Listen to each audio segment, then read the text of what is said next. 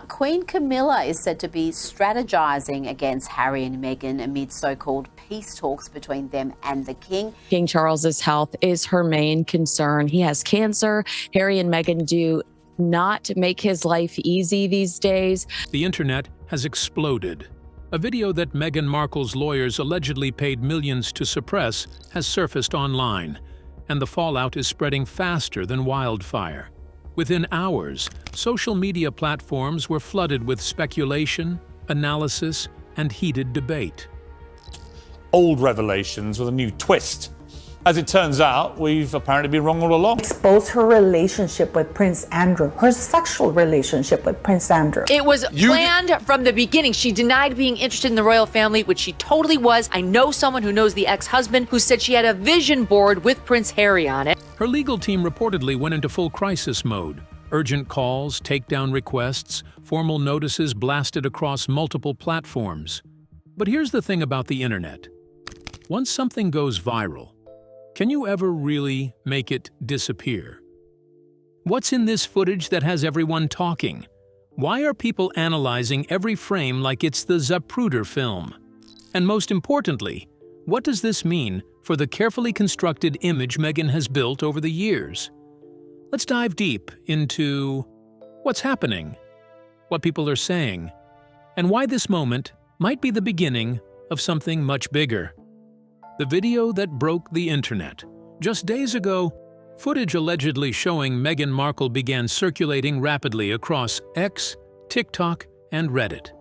The clip reportedly shows her on a luxury yacht during the summer of 2016, before she met Prince Harry, appearing very close with an older, wealthy man at what looks like an exclusive, high-end private party.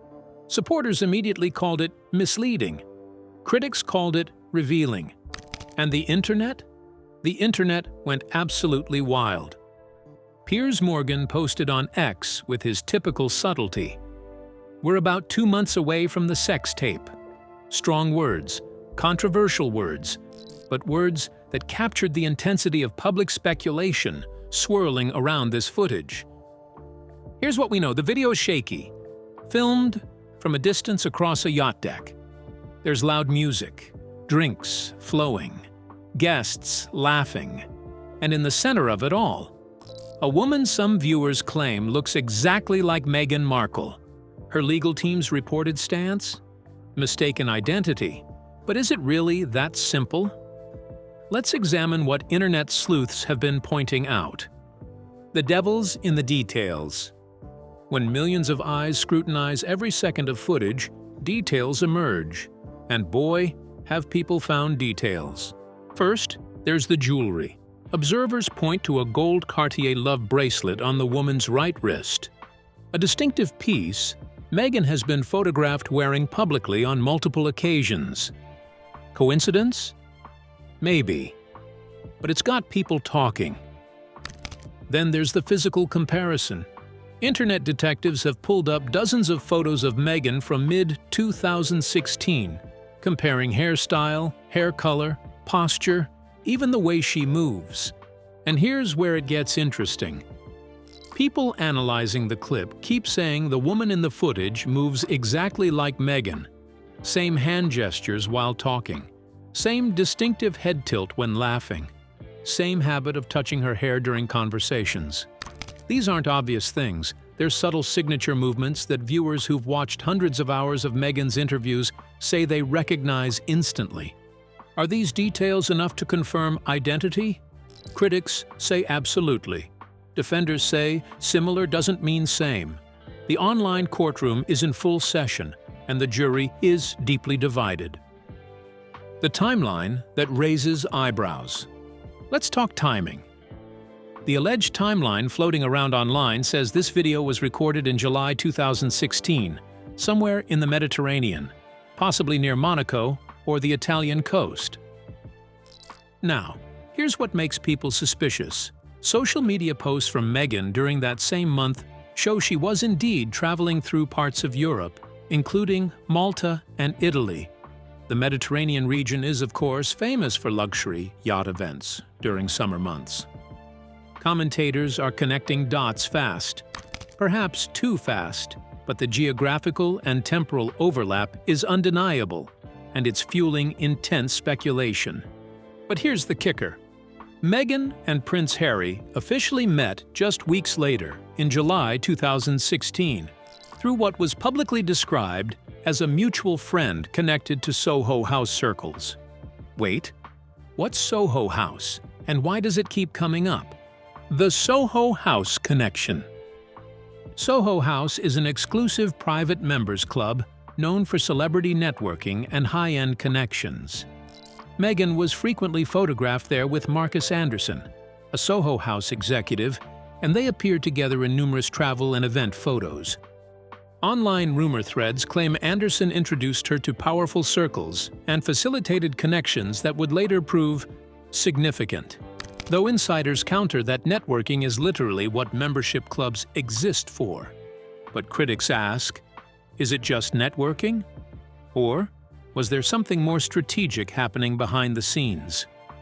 Then there's businessman Ron Burkle, publicly linked to Soho House investments and luxury properties, including yachts. Some critics online claim he had ties to elite entertainment circles. No verified records prove wrongdoing, and that distinction absolutely matters. But the name keeps appearing in discussion threads nonetheless. The question everyone's debating: how did a moderately successful cable TV actress move so seamlessly into the circles that would eventually connect her to British royalty? The yacht girl rumors. Explained.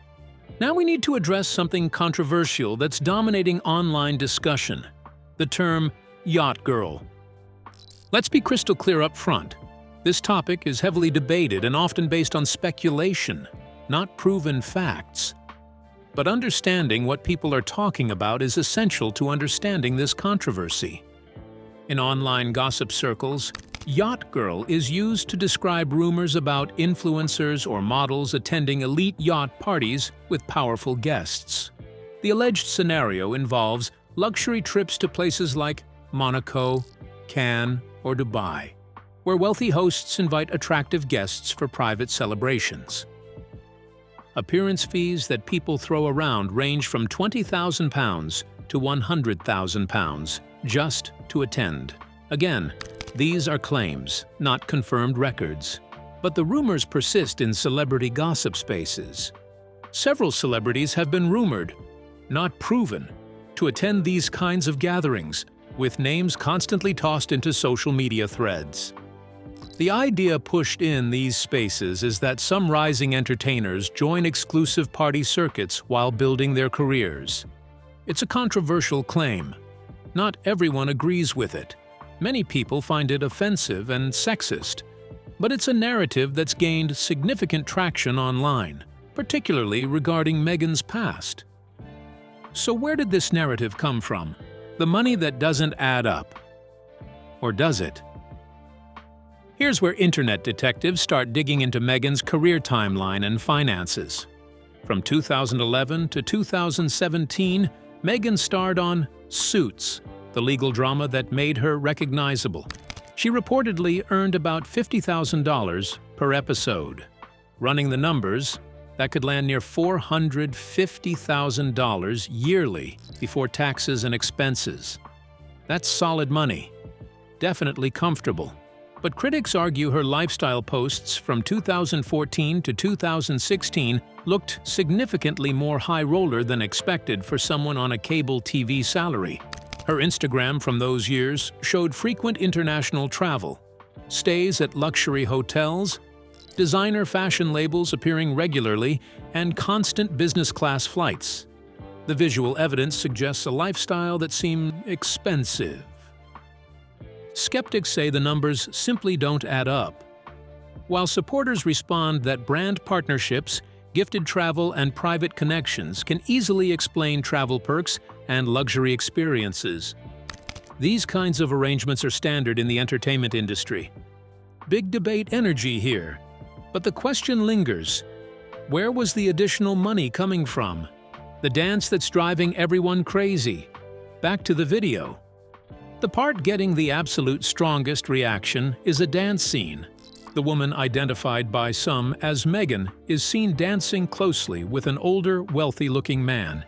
He's wearing designer clothing, a high-end watch, very polished, very money. And here's what's driving the commentary wild. They're not moving like strangers meeting for the first time. Critics say the body language looks relaxed, familiar, comfortable. His hands appear low on her waist. Her arms are around his neck. Both are laughing close together, leaning in to talk over the music. Online commenters say the vibe looks very personal, not professional networking, not casual party interaction.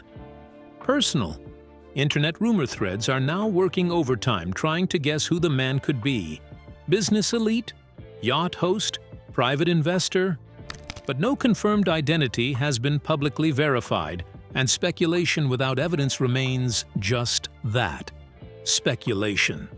Supporters push back hard, saying people are projecting entire fictional narratives onto a blurry clip, turning guesses into accusations. And that's a massive leap to make based on a few seconds of distant footage. But critics frame the situation differently. Prince Harry met Meghan just months after the alleged recording date. They argue, without definitive proof, that her public story described her as just a working actress under media pressure, with no mention of luxury social circles or elite party attendance. That claim remains opinion, not documented fact. But it's fueling absolutely heated debate across every social platform. The no research claim that people can't forget. Remember Meghan's famous interview claim? She said she didn't do any research about the royal family before meeting Harry. She'd never looked up her husband online. The internet had a field day with that one. Let me introduce this thing called Google, critics mocked. Turns out your husband knew Princess Diana. That might have been a hint this was going to be a rough gig. But here's where the yacht video controversy connects. If Meghan was, as some claim, strategically networking in elite circles, attending exclusive events, and carefully positioning herself in the orbit of powerful people, would someone with that level of strategic thinking really not research one of the most famous families on Earth before meeting a prince? Former colleagues have come forward claiming, though not providing hard evidence, that Meghan had royal aspirations long before meeting Harry. One often repeated claim, "I know someone who knows the ex-husband who said she had a vision board with Prince Harry on it." Vision board stories are notoriously hard to verify, but they feed into a larger narrative that's gaining traction. That Meghan's meeting with Harry wasn't serendipitous chance, but the culmination of careful planning and positioning. Her supporters strongly reject this, calling it sexist conspiracy theory that denies Meghan agency and success on her own merits. They argue ambitious women are always accused of manipulation when they succeed. Who's right? The evidence is murky, and the debate rages on. Prince Andrew's shadow. Now we need to address something that keeps appearing in discussion threads, often in hushed, speculative tones. Alleged connections between Meghan Markle and Prince Andrew. Let's be absolutely clear. These are rumors circulating online, not established facts. But understanding what people are whispering about is crucial to grasping the full scope of this controversy. Some commentators have suggested, again without providing verified evidence, that Meghan may have been in proximity to Prince Andrew at certain elite events before meeting Harry. Given Andrew's well-documented association with Jeffrey Epstein and the scandals that followed, any connection, even tangential, would be explosive. Virginia Roberts-Giuffre, a key figure in the Epstein scandal, reportedly wanted to call Meghan Markle as a witness, claiming she was a close past associate of Prince Andrew, who would have seen or participated or been around whatever he was doing. Why isn't the mainstream press examining this more closely? Commentators ask. Why the apparent silence from palace insiders? The official answer seems to be, these are unsubstantiated rumors that don't warrant response. But critics argue the silence itself is suspicious. One analyst put it bluntly. The one person who's been really happy about all this is Prince Andrew. He's probably nudging the royal family saying, "Can you believe what Meghan did?"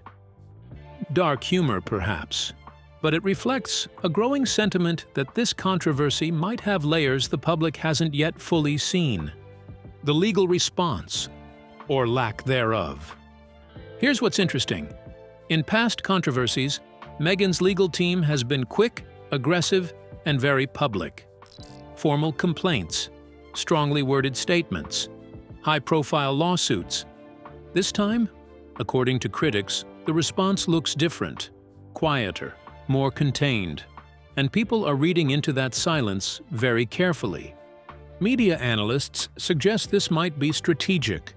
Sometimes legal teams avoid loud reactions because aggressive action can amplify attention instead of reducing it. This is called the Streisand effect. The harder you try to hide something online, the more people go looking for it. There's also practical consideration. Lawsuits open doors to depositions, sworn testimony, document reviews. Some speculate that legal teams sometimes avoid that route unless absolutely necessary, because discovery processes can expose more than they protect. That's theory, not proof, but it's being repeated constantly in online breakdown videos and discussion threads. Platform moderation adds another layer. Some users claim copies of the clip are being removed from certain sites due to policy or legal requests, but mirrors keep popping back up. Digital culture experts point out that once content spreads widely, total removal becomes extremely difficult. One analyst's quote is getting repeated everywhere. The internet has a long memory. And that might be the most important point of all: the contradiction between image and allegations. Let's address a major talking point in critical commentary: the apparent contradiction between Meghan's public advocacy and these circulating rumors. Meghan has positioned herself as a champion of women's empowerment, mental health awareness, and social justice. She's spoken movingly about struggles, pressure, and the challenges of public life. Critics contrast these statements with alleged participation in elite party culture, questioning whether promoting women's empowerment fits with rumors about attending exclusive yacht events where women were allegedly treated as ornamental companions for wealthy men. It's a harsh accusation. Supporters respond forcefully that ambition, networking, and attending private events do not equal wrongdoing or hypocrisy. Using connections, they argue, isn't the same as exploiting people or being exploited. Mental health experts repeatedly stress that emotional distress is real, regardless of someone's income level or social access. Financial privilege doesn't eliminate psychological struggle. But the counter-argument gaining ground online is simpler and more cutting. If you strategically positioned yourself in elite circles, attended exclusive parties with wealthy men, and leveraged connections to climb social ladders, can you then credibly claim to be a victim of the system you actively participated in? That question, fair or not, is driving thousands of online arguments right now. The privacy paradox. Another flashpoint: privacy. Detractors argue Meghan actively sought fame early in her career: acting, blogging, social media presence, carefully curated public image. Then, once globally famous through royal connection, she demanded personal boundaries and privacy. Critics call this inconsistent, even hypocritical. Supporters answer that wanting career visibility and wanting personal safety aren't opposites. Both can be valid simultaneously. They argue everyone deserves privacy regarding their family, children, and personal life, regardless of their profession. But here's where the yacht video enters the conversation. If Meghan participated in elite social scenes that she later wanted kept quiet, is that seeking privacy? Or is that selectively controlling which parts of her past remain visible? The distinction matters enormously, and opinions are sharply divided. What Prince Harry knew, and when. Commentary channels are now building entire speculative scenarios around Prince Harry's knowledge of Meghan's past. Did he know about alleged yacht party attendance? Did he know about the circles she moved in before meeting him? Was he told by palace staff during background checks? Did family members try to warn him? Royal insiders quoted in tabloids, not officially confirmed, claim palace staff often run thorough background reviews before major marriages. Commentators say there were concerns and internal debates at the time. Other reports suggest Harry was warned by family members, particularly Prince William, about rushing into the relationship. The famous rift between the brothers has been widely reported, though exact causes remain disputed and partly private. Online storytellers are linking everything together like puzzle pieces, saying, "This is what they warned him about." It's dramatic narrative construction, but it's not documented proof. Some voices online are even harsher. How stupid is this man? That he actually believes it?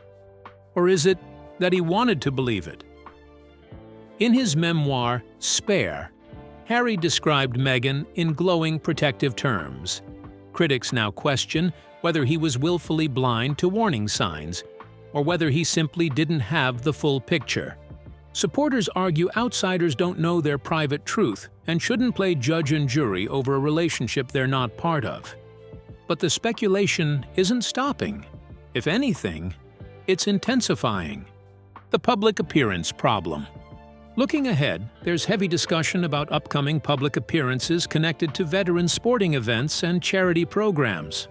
Critics predict awkward media moments if controversy chatter continues. How do you smile for cameras when tabloids are running yacht party speculation? How do you deliver speeches about empowerment when credibility is being questioned? Supporters argue that public service work should never be overshadowed by rumor clips and internet theories. They say focusing on charity and advocacy is exactly what Meghan should do. Ignore the noise, continue the work.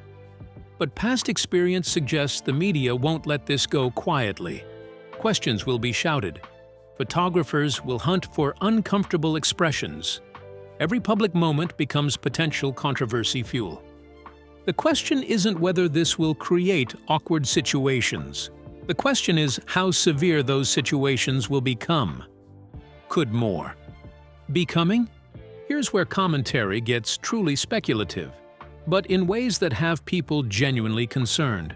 If the alleged yacht party timeline from 2014 to 2016 were proven true, what else might exist?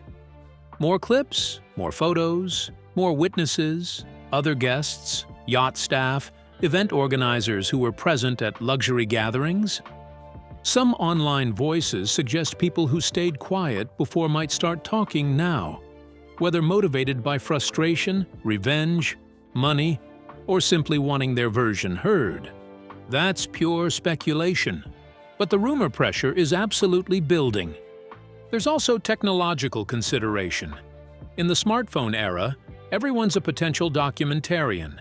If Meghan attended high-profile elite events, it's nearly impossible that only one video exists. Storage drives get discovered. Old phones get found. People sell their archives. The phrase being repeated in drama channels, "This might be only the first visible crack in a much bigger media storm." Is that dramatic, catastrophizing, or a genuine possibility? Time will tell. But the internet believes more could surface, and that belief is shaping how people view this current controversy. The narrative battle. What's absolutely clear is this. We're watching a massive narrative battle unfold in real time. On one side, the story of a talented, ambitious woman who built a career, found love with a prince, and has been unfairly persecuted by racist media and an unwelcoming institution. On the other side, the story of a strategic social climber who carefully positioned herself in elite circles, leveraged connections to achieve royal status, and now plays victim when her past choices face scrutiny. Both narratives have supporters who believe them passionately. Both have evidence they point to. Both have logical arguments. The truth? It's probably more nuanced than either extreme. But nuance doesn't go viral. Dramatic accusations and fierce defenses do. Social media platforms are absolutely packed with reactions. Posts, reaction videos, slow-motion breakdowns, frame-by-frame analysis spreading at incredible speed. Long discussion threads are stacking up with people debating identity, context, intent, morality, privacy, and truth itself. Even some longtime Meghan supporters are saying things like, "If that really is her in the video, then questions need answers," while others warn against trial by internet and the very real dangers of mistaken identity. The split is getting sharper, the volume is getting louder, and this story is far from over. The deal or no deal connection. Let's circle back to something that often gets mentioned but rarely examined deeply. Meghan's time on Deal or No Deal. She worked as a briefcase model on the game show, a job she later described in somewhat dismissive terms, suggesting she felt reduced to just her appearance. Critics point out this seems contradictory, speaking negatively about objectification while allegedly participating in high-end social circuits where appearance was reportedly the primary currency. But there's another angle here. One former Deal or No Deal host mentioned bringing Meghan Markle, whatever her name is, to a celebrity golf tournament where she worked as a caddy. The casual dismissiveness in that recollection tells its own story about how she was perceived in entertainment circles at the time. Not as a serious actress, not as someone destined for global fame, just another attractive woman working television gigs and networking events. The question some are asking, did that perception motivate her to pursue more exclusive, more lucrative opportunities? Did being seen as just a briefcase girl push her towards circles where the compensation, financial and social, was significantly higher? It's psychological speculation, not fact. But it adds context to the larger discussion about ambition, motivation, and the paths people choose when traditional success seems slow or uncertain. The sisters' warning that nobody heard. Samantha Markle, Meghan's half-sister, has been vocal, often extremely so, about her concerns regarding Meghan's character and motivations. She's been dismissed by many as bitter, jealous, seeking attention. But in light of this yacht video controversy, some of her earlier warnings are getting second looks. Samantha claimed Meghan was calculating, manipulative, willing to cut off family members who didn't serve her advancement. She described a pattern of using people and discarding them when they were no longer useful. Family drama is notoriously unreliable as evidence. Sibling rivalries, jealousy, and personal grudges color every accusation. But the core claim Samantha made was this: Meghan carefully crafts public image while hiding inconvenient truths about her past and her methods. If the yacht video is authentic, it would support that claim. Not prove it definitively, but certainly support the broader pattern Samantha described. Supporters counter that Samantha has demonstrated unreliability, changed her story multiple times, and clearly has financial motivations for attacking Meghan publicly. Both things can be true. Samantha can be an unreliable narrator and have legitimate concerns about her sister's behavior. Human relationships are complicated that way. The royal family's impossible position. Now let's talk about the elephant in the room. How does the royal family handle this? They're trapped between multiple bad options. Defend Meghan too strongly, and they risk appearing to cover up potential scandals. Stay silent, and they seem to be distancing themselves from her, which confirms the rift narrative. Comment critically, and they feed directly into the racist institution accusations that Meghan has made publicly. There's literally no good move here from a PR perspective. Some royal commentators suggest the family's best strategy is exactly what they're doing. Maintain dignified silence, let the controversy play out in tabloid spaces, and trust that public attention will eventually move elsewhere. Others argue this approach is outdated in the social media era, where silence gets interpreted as guilt and narratives solidify through repetition rather than evidence. King Charles faces a particular dilemma. This is his son's wife, the mother of his grandchildren. Whatever personal feelings exist about Meghan or her past, those family bonds complicate any official response. Prince William's position might be even more complex. If reports of early warnings to Harry are accurate, this controversy could be seen as validating concerns he raised years ago. But publicly saying, "I told you so," would be catastrophic for family relations and public perception. The royal family is essentially paralyzed, watching this unfold with no clear path forward that doesn't create additional problems. And that paralysis? It's creating its own narrative of institutional weakness and inability to protect itself or its members. What this means for Sussex. Brand. Beyond personal reputation, there's a practical business dimension here. Harry and Meghan have built their post-royal life around media deals, speaking engagements, and advocacy partnerships. Major companies like Netflix and Spotify have paid enormous sums for access to their story and their platform. Those companies are now watching this controversy very carefully. Corporate partnerships depend on brand safety.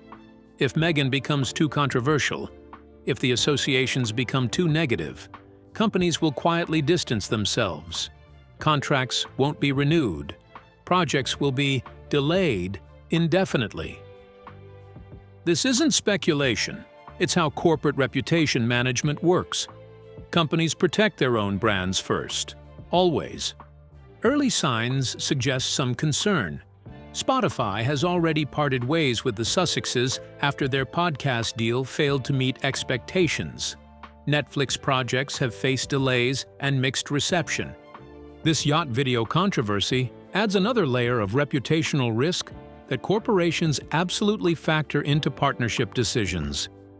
The financial stakes here are enormous. We're talking about tens of millions of dollars in potential future earnings that could evaporate if public sentiment shifts decisively negative. Supporters argue this is unfair, that past social life shouldn't impact current business opportunities.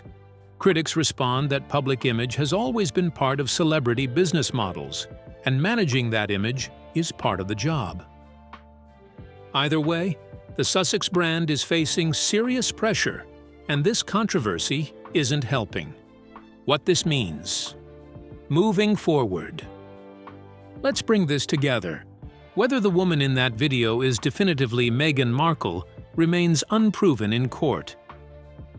Whether she attended elite yacht parties is rumored, but not confirmed by hard evidence. Whether her path to Prince Harry was strategic calculation or genuine serendipity is fundamentally unknowable from the outside. But here's what is clear. Public perception is shifting. The carefully constructed narrative around Meghan that's existed for years is facing its most serious challenge yet. Questions are being asked louder than ever before. Skepticism is growing, even among people who previously gave her benefit of the doubt. Her legal team's response, or apparent lack of aggressive response, is being scrutinized intensely. The internet's long memory and investigative obsession means this story won't fade quickly. Platform algorithms reward controversy, meaning this content will keep being pushed to new audiences. And perhaps most significantly, the idea that there might be more to come. More footage, more witnesses, more revelations, hangs over everything like a storm cloud. Critics argue Meghan's public story is being exposed as more complicated, more calculated, and more strategic than the polished version people were sold. Her supporters strongly disagree, calling the attacks unfair, sexist, and built on speculation rather than facts. Who's right? Maybe both? Maybe neither? Maybe the truth is somewhere uncomfortable in the middle. The final question. So here we are. A viral video, millions of views, intense legal pressure reportedly being applied, heated debate across every platform, and fundamental questions about truth, image, and the gap between public persona and private reality. This controversy could grow into something much bigger, or it could fade as the news cycle moves forward. Online attention is powerful but fickle. But one thing seems certain: the narrative around Meghan Markle will never quite be the same. The questions raised won't be easily dismissed. The suspicion created won't quickly dissolve. Whether fair or unfair, justified or manufactured, this moment represents a turning point. And the internet is watching every single development with obsessive attention. What do you think? Is this video authentic? Does it matter whether Meghan attended elite parties before meeting Harry? Should past social life affect how we view public figures today? Or is this entire controversy a sexist witch hunt built on blurry footage and internet speculation? Drop your thoughts in the comments. Hit subscribe to stay updated as this story develops. Because whether we're seeing the beginning of a major scandal or witnessing a masterclass in online misinformation, one thing is absolutely guaranteed: this story isn't over, not by a long shot.